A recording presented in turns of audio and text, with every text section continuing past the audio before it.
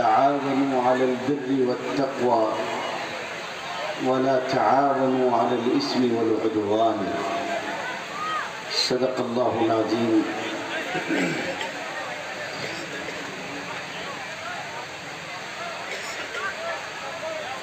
عزیزان گرامی قدر،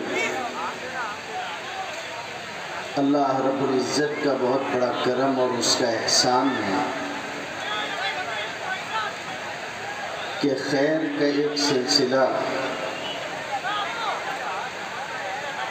جو اس شہر کے علماء کرام اور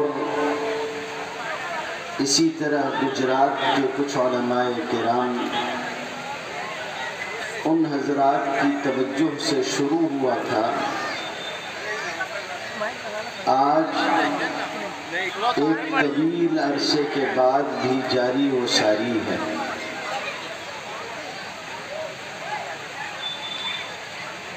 کسی کام کے عند اللہ مقبول ہونے کی ایک علامت یہ بھی ہوتی ہے کہ اللہ رب العزت اس کام کے انجام دینے والوں کو ثبات اور ثابت قدمی عطا فرماتا ہے۔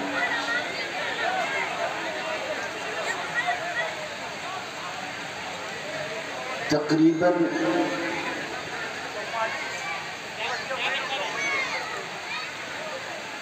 ڈیڑھ دہائیوں پر مشتمل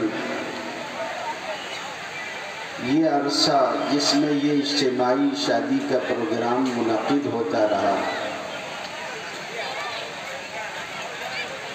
اس میں بہت سارے علماء کرام، شہر کے بہت سارے درد دل رکھنے والے خدمت گزار اور اسی طرح بہت سارے ایسے لوگ، میں پہلے بھی بارہا کہتا رہا ہوں کہ جن کے نام بھی شاید آپ نہ جانتے ہوں، ان لوگوں کی محنت، ان کی خدمت، ان کی جد و جہد اس کام میں شامل حال رہتی ہے، اور اسی کا یہ نتیجہ ہے کہ 1 2 نہیں، 10 20 نہیں، سینکڑوں کی تعداد میں اب تک الحمدللہ لوگوں کے نکاح ہو چکے ہیں، ان کے گھر آباد ہو چکے ہیں۔ آج کی تعداد اگر ملا لی جائے ان 70 جوڑوں کی تو 864 نکاح کی یہ تقریب ہے۔ آج کی تعداد اگر مل جائے تو 864 نکاح ہوں گے۔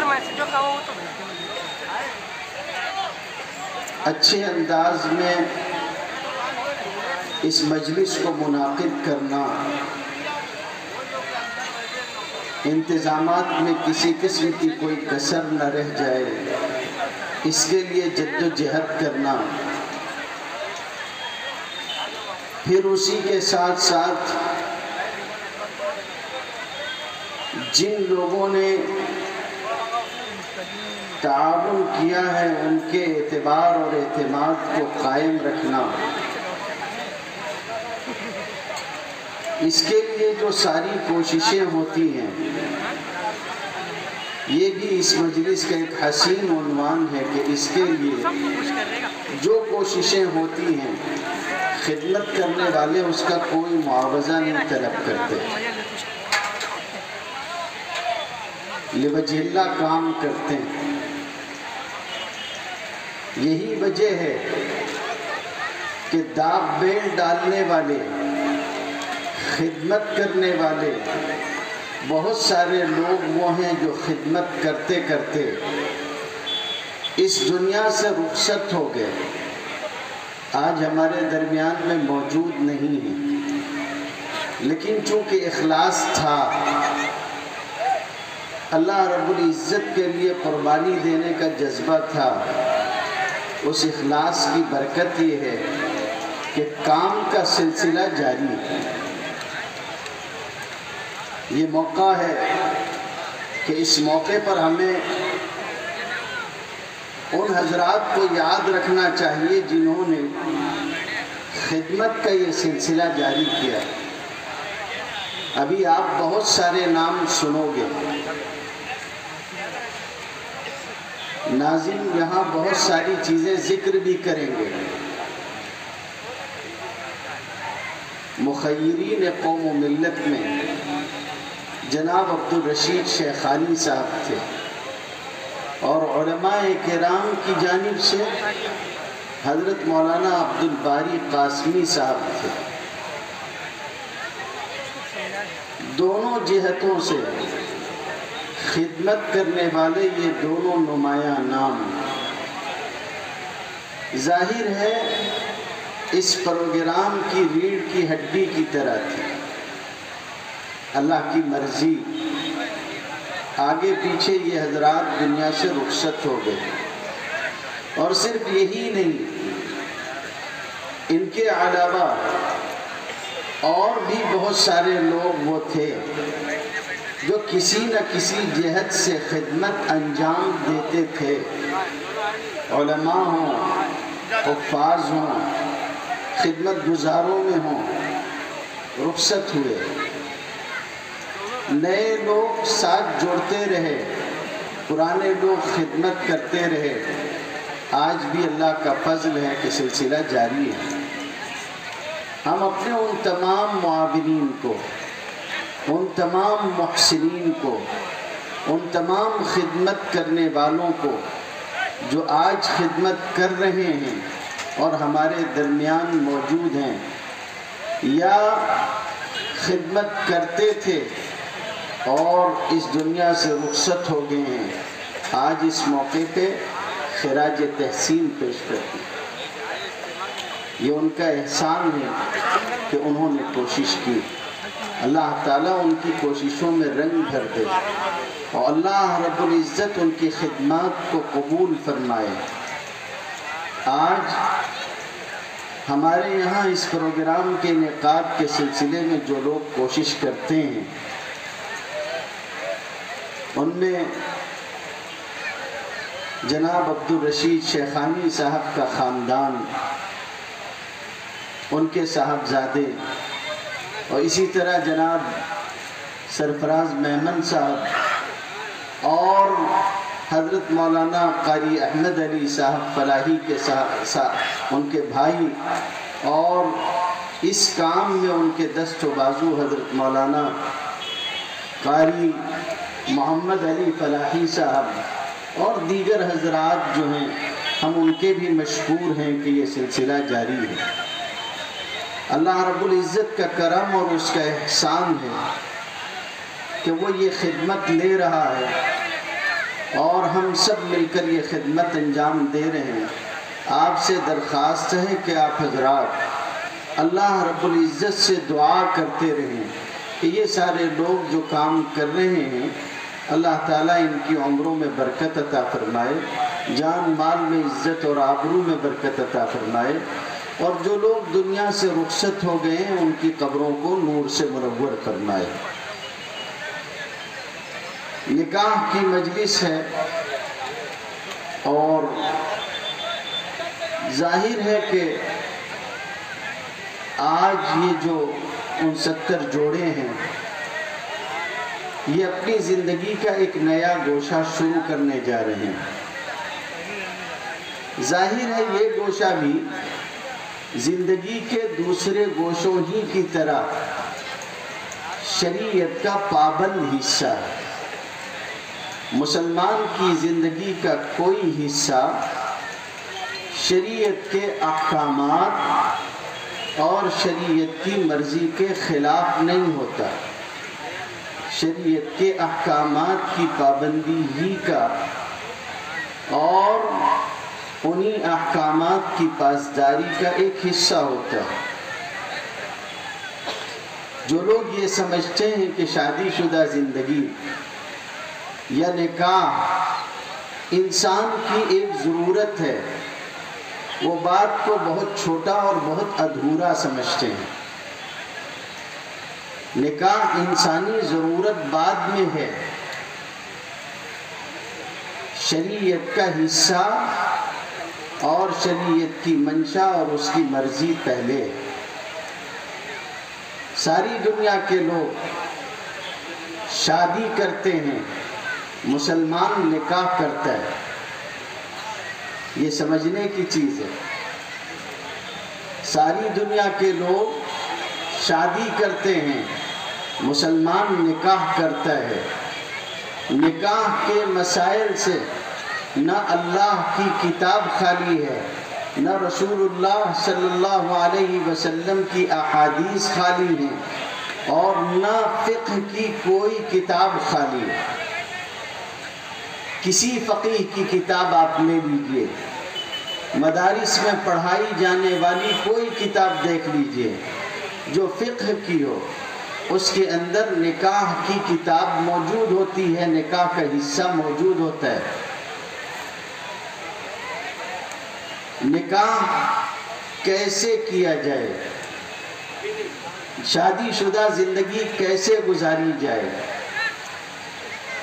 سچی بات یہ ہے کہ جو لوگ نکاح کرتے ہیں وہ بھی، جو لوگ نکاح کر چکے ہیں وہ بھی، بہت کم لوگ ہوتے ہیں جو نکاح کے مقاصد کو سمجھتے ہوں اور شریعت کے موافق ساری باتوں کو انجام دینے کا حوصلہ بھی رکھتے ہیں۔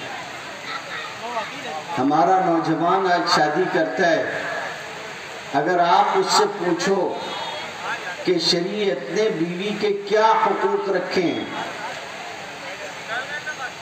تو شاید کوئی نوجوان ہوگا جو یہ بتائے گا کہ میں سیکھ کے آیا ہوں۔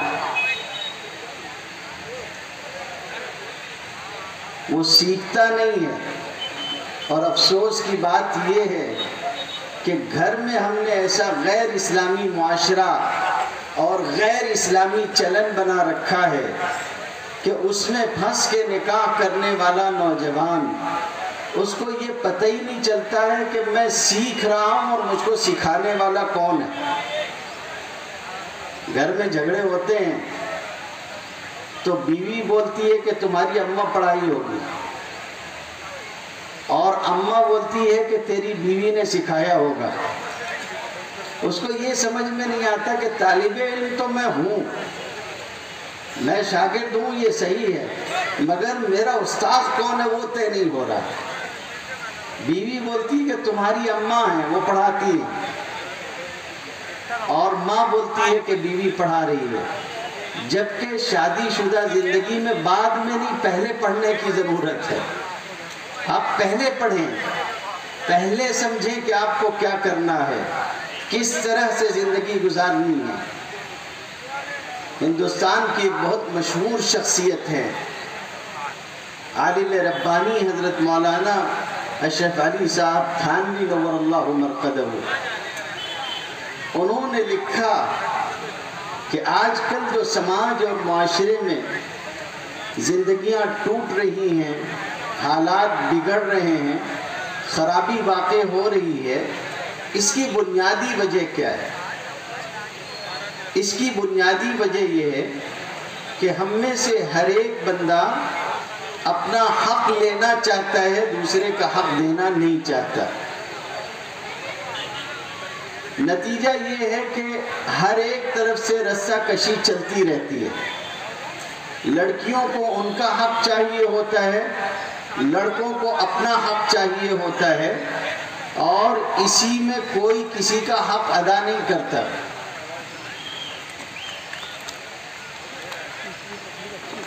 لڑکیوں کے بارے میں لوگ یہ بولتے ہیں کہ ان کو ان کے مسائل مت بتاؤ، نہیں تو حقوق مانگنے لگے گی۔ اس کے حقوق مانگنے نہیں مانگنے سے کیا ہوتا ہے؟ شریعت نے اگر اس کو حق دیا ہے تو تم کو اس کا حق دینا لازمی ہے۔ نہیں بتا کے دھوکے میں رکھو گے، یہ بے وقوفی ہے، یہ بے وقوفی ہے۔ آپ اس کا حق ادا کرو، وہ آپ کا حق ادا کرے گی۔ غیر سماجی، غیر اسلامی سماج اور معاشرے کی ایک برائی یہ بھی ہے کہ اس میں حقوق کی ادائیگی میں کہیں نہ کہیں ہم خود آڑے آتے ہیں اور رکاوٹ بنتے ہیں۔ معاف کیجیے، یہ ایک حقیقت ہے، مگر اس کو کم لوگ سننا چاہتے ہیں۔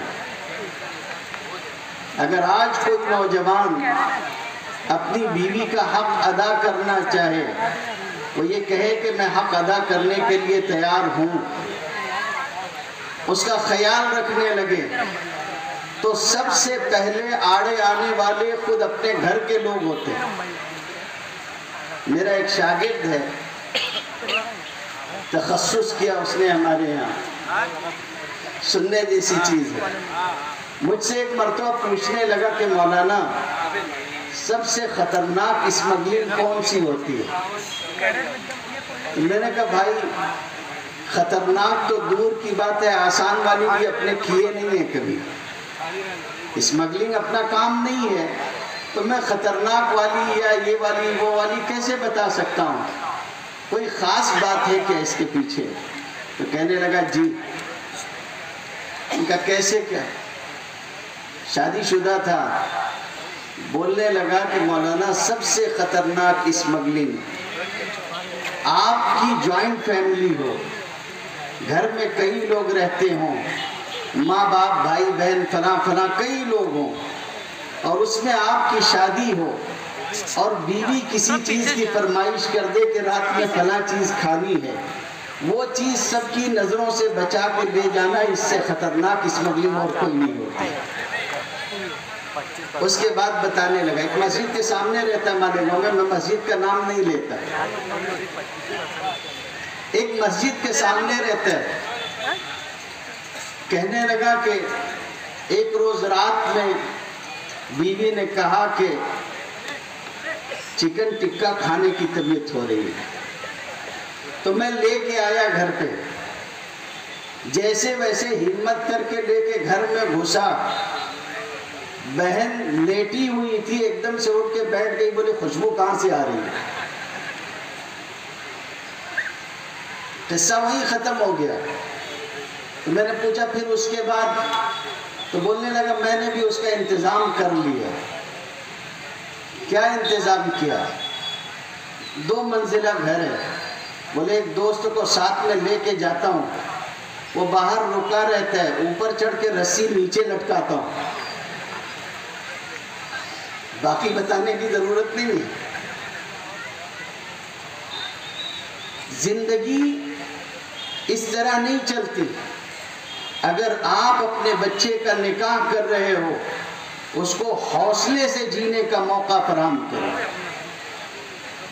وہ قبول ہے بول کر لے کر آئے گا اس کے نکاح میں، اس کے حقوق کو قبول کر کے لے کے آئے گا، اور جس نے دیا ہے، اپنی بچی اس کے حوالے کی ہے، اس نے ہزاروں ناز و نعم سے اس کو پالا ہے، چاہے اس کا باپ غریب کیوں نہ صحیح، اس بچی کا باپ چاہے غریب کیوں نہ ہو، لیکن یہ بات یاد رکھنا کہ بچیاں اپنے باپ کی شہزادی ہوتی ہیں، چاہے ان کا باپ غریب کیوں نہ ہو۔ وہ ہر ممکن جو ہو سکتا ہے اپنے بچوں کے لیے کرنے کی کوشش کرتا ہے۔ آپ اس کی بچی کو شریعت کے نام پر قبول ہے بول کر لے کر آئے ہو۔ قبول ہے کا مطلب یہ ہے کہ صرف اپنے حقوق قبول نہیں ہے، اس کا نان و نفقہ، رہنے سہنے کا حق، اوڑھنے پہننے کا حق، یہ سب تم نے اپنے اوپر قبول کیا ہے۔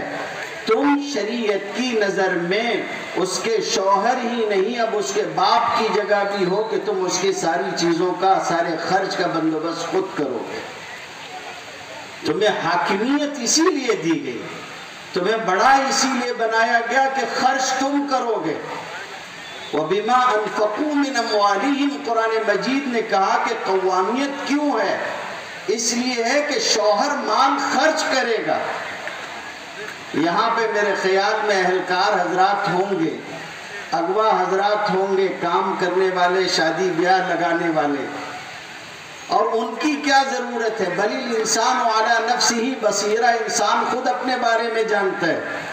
آج کل ہوتا کیا ہے، شادی بیاہ کے موقعوں پر، رشتے ناطے کے موقع پر لوگ ان لوگوں سے جو رشتے کا کام کرتے ہیں ان سے کہتے ہیں کہ لڑکی چاہیے ہے، اور کیسی لڑکی چاہیے؟ تو بولتے ہیں کہ زیادہ بہتر ہوگا کہ سروس والی ہو، اور وہ بھی پرماننٹ۔ ہوتا ہے نہیں ہوتا ہے؟ مانگ کرتے ہیں باقاعدہ، اور اس کا نتیجہ کیا ہوتا ہے؟ اس کا نتیجہ کبھی کبھی ہم لوگ دیکھتے ہیں، کسی بچے کو اسکول چھوڑنے کے لیے کبھی کبھی صبح میں جائیے، راستے میں دیکھیے سیٹ صاحب آنکھوں میں کیچڑ لگا ہوا ہے، لنگی پہنے ہوئے ہونڈا لے کے چلے جا رہے ہیں، پیچھے اہلیہ محترمہ بیٹھی ہے، سروس والی ہے، ان کو لے جا کے پہنچا کے آئیں گے، اور یہ نکمہ نٹھلا پھر پورا دن گھر میں بیٹھ کے پلنگ توڑے گا، کرے گا کچھ نہیں، کما کے وہ لے کر آئے، پھر اس کے بعد نتیجہ یہ ہوتا ہے کہ حالات خراب ہو جاتے ہیں۔ اس لیے کہ شریعت نے یہ سکھایا تھا کہ بیوی گھر میں رہے گی، گھر کے امور کو انجام دے گی، شوہر باہر ہوگا، باہر کے کام انجام دے گا، مالی اعتبار سے سارے انتظامات خود کرے گا۔ اب جب رانی سکہ چلنے لگتا ہے تو پھر حاکم بھی وہی ہو جاتی ہے۔ اس کا نتیجہ یہ ہوتا ہے، لوگ بولتے ہیں منہ چلاتی، پگار نہیں دیتی، یہ نہیں کرتے، تو کیا کرتا ہے؟ جو تیری ذمہ داری تھی وہ تو نے پورا کیا۔ اس لیے نوجوانوں یہ بات ذہن میں رکھنا کہ کمانا، کما کر کھلانا، ان کی ضروریات پوری کرنا، رہنے سہنے سے پہننے اوڑھنے سے کھانے پینے تک، یہ تمہاری ذمہ داری ہے۔ اگر تم اس کے لیے تیار ہو تو قبول ہے بولنا، ورنہ ابھی بھی موقع ہے، سوچ لو، اچھی طرح سے سمجھ لو۔ یہ جو قاضی پوچھتا ہے کہ نکاح میں قبول ہے، اس کا مطلب یہ تھوڑی نہ ہوتا ہے کہ بس ایک کی بچی تمہارے حوالے کر دی، پیچھے پورا ایک جملہ ہوتا ہے، المعروف کالمشروط کی طرح، کہ جو چیز عام ہو جاتی ہے اس کو بیان نہیں کیا جاتا، لیکن جو چیز معروف ہوتی ہے وہ شرط بھی ہوتی ہے، اور وہ شرط لگی ہوئی ہوتی ہے کہ اس کا نام و نفقہ، اس کے تمام تر حقوق اور ساری چیزیں آج سے آپ کے ذمہ، آپ قبول کرتے ہو۔ اور خطبہ نکاح میں ایک آیت ہوتی ہے، وہ آیت آپ کو بول رہی ہوتی ہے کہ کیا بول رہا ہے وہ سوچ سمجھ کے بولنا۔ یا ایھا الذین آمنوا اتقوا اللہ وقولوا قولا سدیدا، اے ایمان والو اللہ سے ڈرو اور جو کہو سچی بات کہو، قولوا قولا سدیدا، آج جو تم عہد کرو گے وہ پختہ عہد کرنا۔ سوچ رہے ہوں گے خالی ہم ہی لوگوں کو بول رہے ہیں، تو جس کو سنانا ہے دوسری طرف سے وہ یہاں ہے نہیں، تو آپ ہی کو بولیں گے۔ بسا اوقات بعض لوگ بولتے ہیں، نکاح کی تقریر کر کے ہٹو تو بعد میں بولتے ہیں کہ سارے حقوق تو آپ نے ہم ہی لوگوں پہ رکھ دیے، اور بیوی پہ کیا حق آتا ہے وہ تو آپ نے بتایا نہیں، تو وہ یہاں ہے نہیں، اس لیے ان کو بول نہیں سکتے۔ جو ان کو بولنے والے ہیں یہ ان کی ذمہ داری ہے۔ سماج اور معاشرے میں یہ بھی ہونا چاہیے کہ ماں باپ اپنی بچی کی پرورش کریں تو اس کی پرورش میں، اس کے خمیر میں یہ بات بھی شامل کریں کہ تمہارے ذمے جب تم اس گھر سے رخصت ہو کر جاؤ گی تو دوسروں کے حقوق کیا ہوں گے۔ آج ہماری بچیاں جو ہیں وہ یہ کہتی ہیں تھوڑا پڑھ لکھ کر کہ میں یہ نہیں کروں گی، میں وہ نہیں کروں گی، یہ میرا کام نہیں ہے، وہ اس کا کام نہیں ہے۔ اسی وجہ سے اہلکار حضرات جب بیٹھتے ہیں اور بات طے کرتے ہیں تو کہتے ہیں ریت رسم مالیگاؤں کی۔ سنا نہیں سنا؟ ریت رسم مالیگاؤں کی کیا مطلب ہے؟ ہمارے عرف اور ہمارے رواج کے مطابق خاندانی اور گھریلو قسم کی لڑکیاں جن امور کو انجام دیتی ہیں ان کاموں کو اس بچی کو بھی انجام دینا ہوگا۔ ایک چیز ہوتی ہے کہ آپ کے ذمے قاعدے سے کون سی چیز ہے، اور ایک چیز ہوتی ہے کہ کس چیز کو آپ اپنی اخلاقی ذمہ داری سمجھ کے انجام دیں۔ نبی کریم صلی اللہ علیہ وسلم کی صاحبزادی حضرت فاطمہ رضی اللہ تعالی عنہا ہیں۔ آپ حضرات تسبیح پڑھتے ہوں گے نماز کے بعد، تسبیح فاطمہ پڑھتے نہیں پڑھتے؟ تسبیح فاطمہ پڑھی جاتی ہے، مرد بھی پڑھتے ہیں، عورتیں بھی پڑھتی ہیں۔ کبھی سوچا ہے کہ اس تسبیح کا پس منظر کیا ہے؟ اس تسبیح کا پس منظر یہ ہے کہ وہ لڑکی جس کو سیدۃ النساء اہل الجنہ کہا گیا، جنت کی عورتوں کی سردار، نبی کریم صلی اللہ علیہ وسلم کی صاحبزادی حضرت فاطمہ رضی اللہ تعالی عنہا حضور صلی اللہ علیہ وسلم کی خدمت میں آئیں اور اس بات کو پیش کیا کہ اللہ کے رسول گھر میں چکی چلا چلا کے ہاتھ میں چھالے پڑ گئے۔ کیوں؟ وہ خاتون کو مسئلہ نہیں معلوم تھا کیا؟ شریعت نہیں پتا تھی کیا؟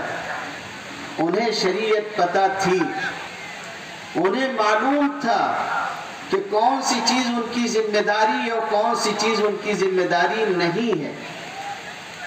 اس کے باوجود شوہر کے گھر میں خدمت کرنا، چکی چلا کر آٹا پیسنا، گیہوں کو پیس کر آٹا بنانا اور پھر اس کے ذریعے سے روٹی بنا کے شوہر کی خدمت کرنا۔ تو آئیں اور آ کر نبی کریم صلی اللہ علیہ وسلم کے پاس یہ کہنا چاہا کہ اگر کوئی غلام مل جاتا تو ہم کو کاموں میں آسانی ہو جاتی۔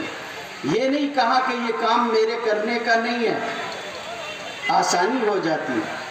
حضرت اسماء بنت ابی بکر وہ بیان کرتی ہیں کہ شوہر، اس کا کھیت دور تھا، وہاں سے ان کے جانور کے لیے چارہ لانا اور یہ سارے کام انجام دینا۔ خود بخاری شریف میں ان کے بارے میں بھی آتا ہے کہ وہ اپنے سر پر جانور کا چارہ رکھ کر میلوں دور سے لے کے آتی تھی۔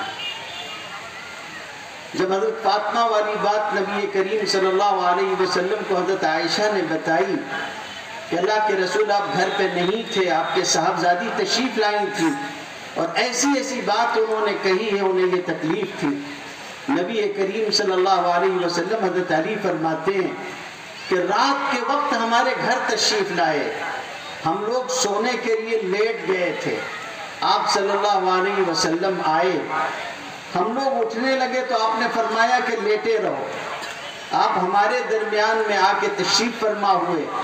حضرت علی کہتے ہیں کہ آپ کا پیر میرے سینے سے لگا ہوا تھا اور میں آپ کے پیروں کی ٹھنڈک کو اپنے سینے پہ محسوس کر رہا تھا۔ اس موقع پہ آپ نے فرمایا کہ تم اتنی مرتبہ تسبیح پڑھ لیا کرو، اتنی مرتبہ تکبیر کہہ لیا کرو، اتنی مرتبہ الحمدللہ کہہ لیا کرو، وہی تسبیح ہے فاطمہ، یہ تمہارے لیے خادم سے بہتر ہوگا، یہ تمہارے لیے خادم سے بہتر ہوگا۔ یہ نہیں کہا کہ علی تم میری بچی سے ایسی خدمت کیوں لیتے ہو، یہ اس کی ذمہ داری نہیں ہے یا فلاں ہے فلاں ہے، حضور سے زیادہ شریعت کون جانتا ہے، لیکن آپ نے ان کی اس خدمت میں تسکین کا نسخہ ان کو بتایا کہ تم اگر یہ پڑھ لو تمہارے لیے یہ خادم سے بہتر ہوگا۔